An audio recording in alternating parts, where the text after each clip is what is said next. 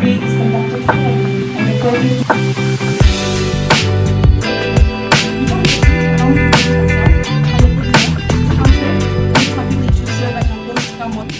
Silence give permission to the bully. When a bully teases someone and we keep silent, our silence give message to the bully that whatever they are doing is correct. There's a big difference between a bully and a bystander. A bully acts on purpose, they choose to harm others. A bystander, however, often stays quiet because they are scared, confused, or worried about being targeted next. Voice saying stop can change everything. Let's break the silence. Silence is not a peace, it is a permission. Thank you. Not everyone who stays silent supports bullying. Sometimes people stay silent because they are scared, confused, or afraid of becoming the next victim. That is why we cannot agree that silence is as harmful as bullying itself. we should speak up, and every time the bullies us, we should go and speak and let the bullies stop. And lastly, I'll say that I strongly agree with my points, and thank you. Have a nice day ahead. In Project Empathy reminds us to care, support, and encourage people to speak up. And however, we must remember that bullying causes the harm, not silence itself. Thank you. Silence is not neutrality. In the face of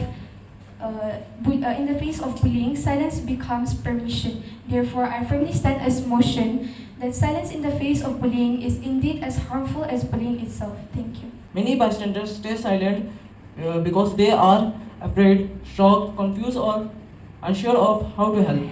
Therefore, silence and bullying are not the same. Bullying does not grow from the bully's strength alone.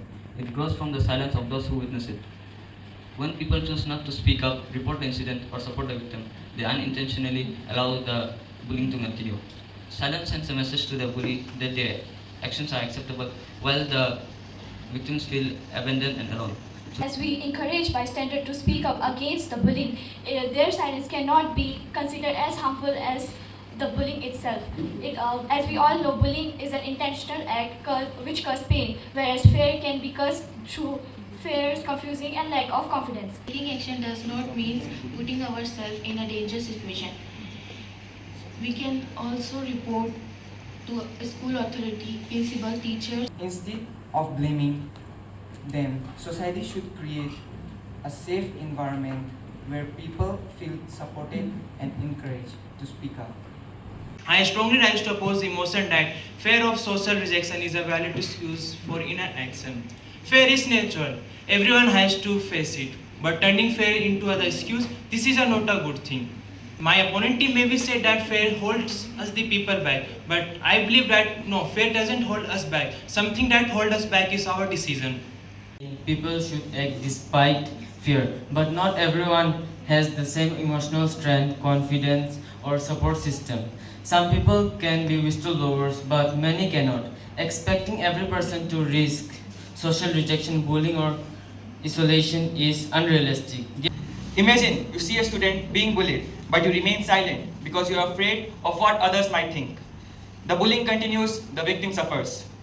Fear can explain why someone hesitates, but it can never justify doing nothing. Stay silent because they are afraid of being bullied, laughed.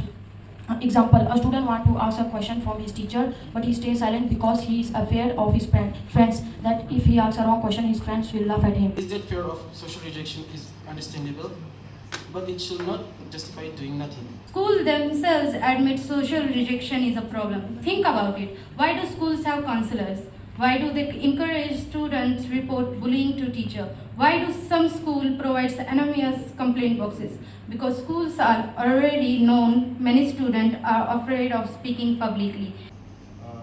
You should all strive to be that one student who empathizes with the person whom others do not interact. That is all I can advise you. So you should always be on a lookout that you become a better human being going ahead.